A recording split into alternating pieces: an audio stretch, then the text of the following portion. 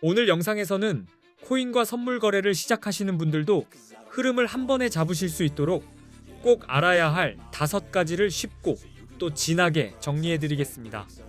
첫 번째는 초보자도 그대로 따라 하실 수 있을 만큼 쉽게 풀어드리는 코인 거래 입문법입니다. 처음 보는 분도 어디서부터 눌러야 하는지 감이 오게 설명드리겠습니다. 두 번째는 네이버 코인 커뮤니티에서 큰 화제가 됐던 300만원으로 1억 8천만원을 만들었다고 알려진 중학생 단타 방식의 핵심 흐름입니다. 왜 다들 놀랐는지도 같이 보겠습니다. 세 번째는 거래할수록 차이가 크게 벌어지는 수수료 최대 할인 팁입니다. 네 번째는 AI를 활용해 하루 50만원씩 노리는 단타 방식이고, 다섯 번째는 입금 없이 $100를 받고 시작하는 가입 방법입니다. 이 5가지는 따로 노는 정보가 아닙니다. 거래소 선택, 수수료 절감, 진입 기준, 이벤트 활용까지 전부 이어져야 초보자도 흔들리지 않고 시장을 배워나갈 수 있습니다. 이 영상의 고정 댓글에는 수수료를 가장 크게 아끼는 방법과 첫 가입 때 $100를 받는 링크를 따로 정리해 두었습니다. 영상 끝나기 전에 고정 댓글은 꼭 한번 확인해 보시기 바랍니다. 가입 이벤트로 받은 $100만으로 당장 10억을 만드는 건 현실적으로 어렵습니다. 다만 내 돈을 먼저 넣지 않고도 거래 감각을 익힐 수 있고, 레버리지를 잘 쓰면 몇백만원 가능성도 열립니다. 특히 처음이 무서워서 시작조차 못하셨던 분들께는 이런 체험 자금이 좋은 출발선이 될 수 있습니다.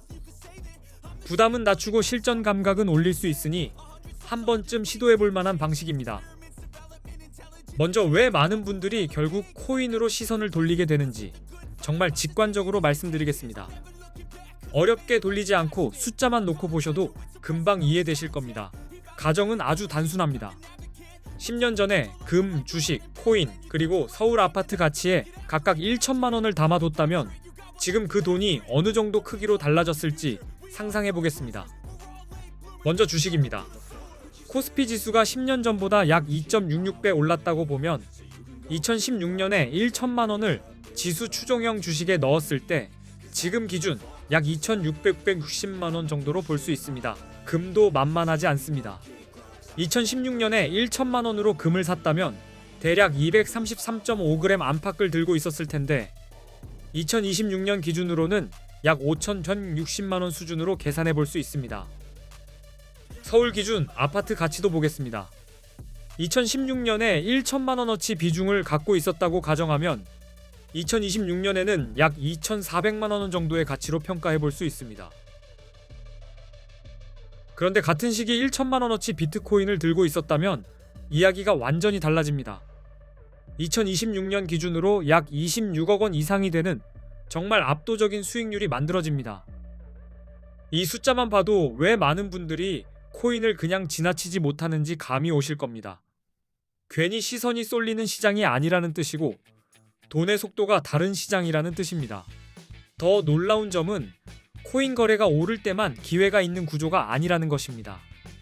올라갈 것 같으면 롱으로 수익을 노릴 수 있고, 내려갈 것 같으면 숏으로도 기회를 만들 수 있습니다. 여기에 수익이 나도 세금 부담까지 적다고 느끼는 분들이 많다 보니 투자 수단으로서 코인을 가장 먼저 보는 분들이 점점 늘어나는 겁니다. 그래서 시장의 열기가 쉽게 꺼지지 않습니다.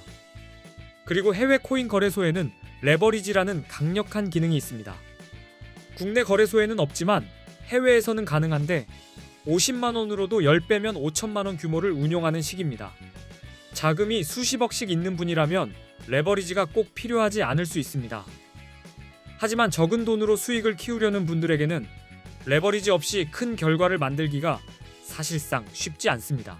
다만 레버리지는 칼과 같습니다. 잘 쓰면 자금 효율이 커지지만 방향을 잘못 잡으면 손실도 훨씬 빨라집니다.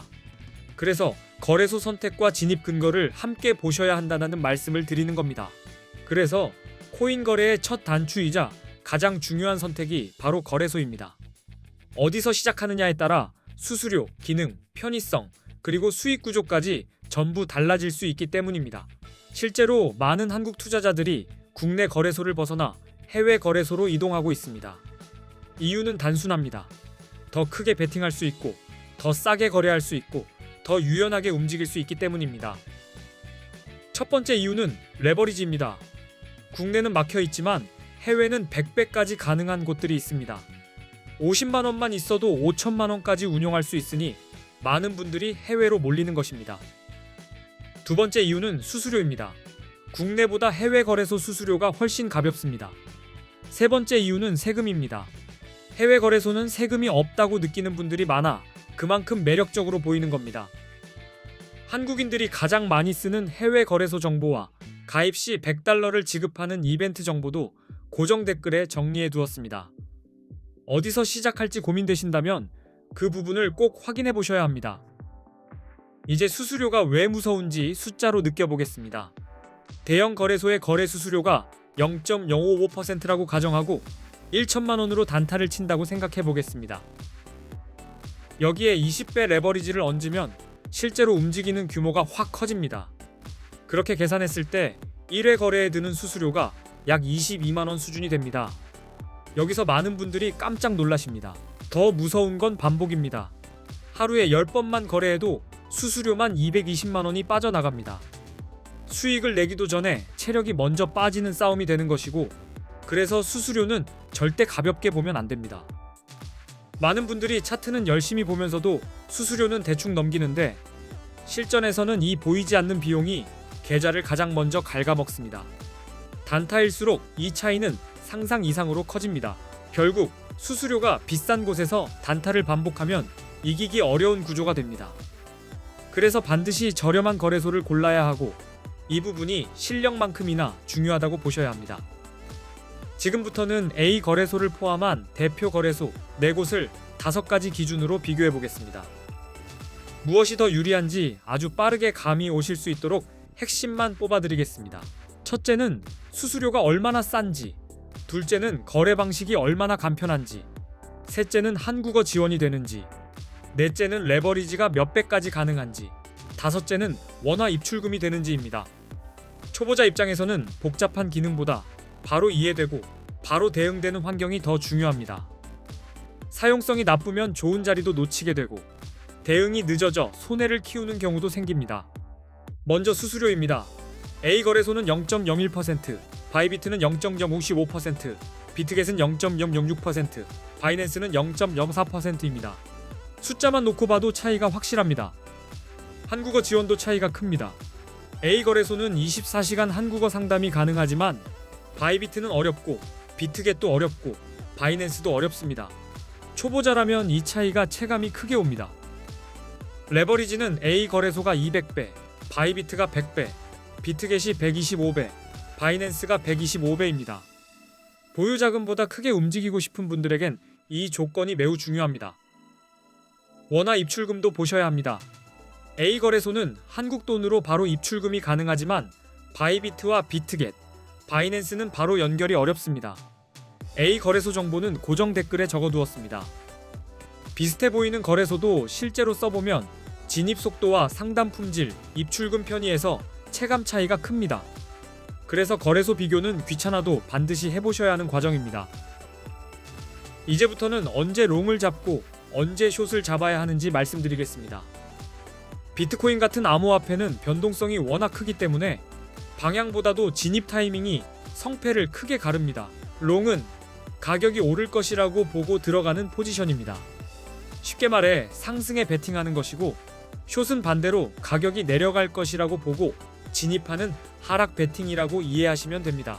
롱 포지션은 강한 상승 흐름이 보일 때 유리합니다.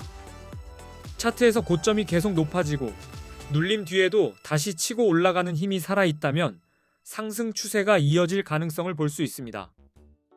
기술적 분석으로는 50일 이동평균선이 150일 이동평균선을 위로 뚫을 때를 골든크로스라고 부릅니다.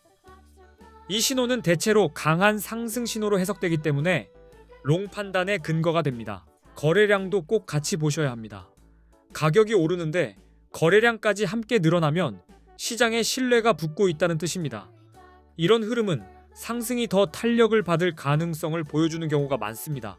뉴스도 무시하시면 안 됩니다. 규제 완화, 대형 기관 자금 유입, ETF 승인 같은 긍정적 이슈는 비트코인 가격을 밀어 올릴 수 있어서 이런 구간에서는 롱의 성공 확률이 높아질 수 있습니다. 좋은 뉴스 하나가 분위기를 완전히 바꾸는 경우도 많습니다. 그래서 차트만 보고 들어가기보다 바깥 재료까지 같이 체크하는 습관이 있어야 더 안정적으로 롱 자리를 잡을 수 있습니다. 반대로 숏 포지션은 가격 하락이 예상될 때 진입합니다. 차트에서 저점이 계속 낮아지고 반등이 짧게 끝나며 아래로 미끄러지는 패턴이 반복되면 숏이 유리한 자리일 가능성이 커집니다. 기술적으로는 50일 이동평균선이 150일 이동평균선 아래로 내려갈 때 데드크로스라고 합니다. 이 신호는 하락 쪽으로 힘이 기울었다고 해석할 수 있어 숏 판단에 자주 활용됩니다. 또 가격은 오르는데 거래량이 줄어드는 모습이 보이면 상승 힘이 약해지고 있다는 뜻일 수 있습니다. 겉으로는 버티는 것처럼 보여도 안쪽 에너지가 빠지는 상태라 이후 하락 가능성을 경계해야 합니다. 부정적인 뉴스도 하락을 키울 수 있습니다.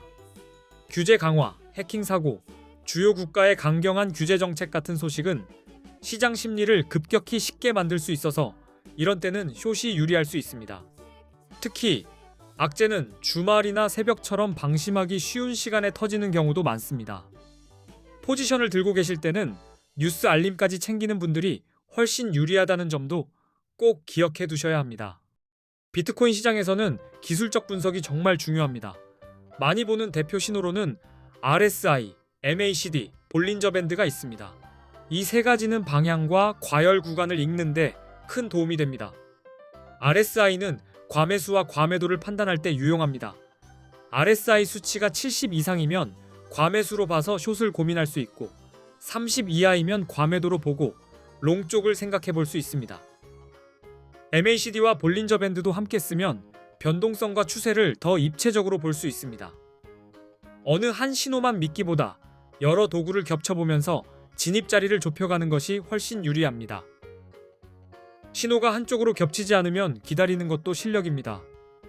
시장은 늘 열려 있지만 누구에게나 유리한 자리는 생각보다 자주 오지 않습니다.